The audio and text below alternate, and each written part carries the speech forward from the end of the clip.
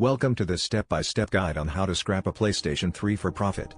In this video, we'll show you the best practices for safely disassembling a PS3 and preparing its valuable components for sale. You'll see stock footage of hands working with precision tools, screwdrivers, and close-ups of electronic components. Remember to follow proper safety procedures and use an anti-static wristband to protect sensitive parts. Start by removing the outer shell using the appropriate screwdrivers. Carefully detach the hard drive, Blu-ray drive, and power supply, setting each aside in a labeled area. Footage shows each component being placed into its own anti-static bag, with clear on-screen labels such as hard drive, Blu-ray drive, and power supply.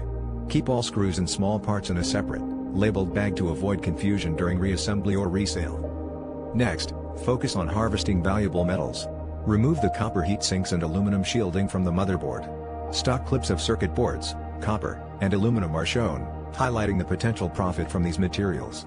Be sure to separate and properly label each metal type, as this will make selling to recyclers easier and more profitable. Finally, package all components securely for shipping or sale. Use bubble wrap and sturdy boxes, as demonstrated in the footage. Each item should be in its own labeled bag, and fragile parts should be double wrapped for protection. By following these steps, you'll maximize your profit and ensure your PS3 components reach buyers in excellent condition.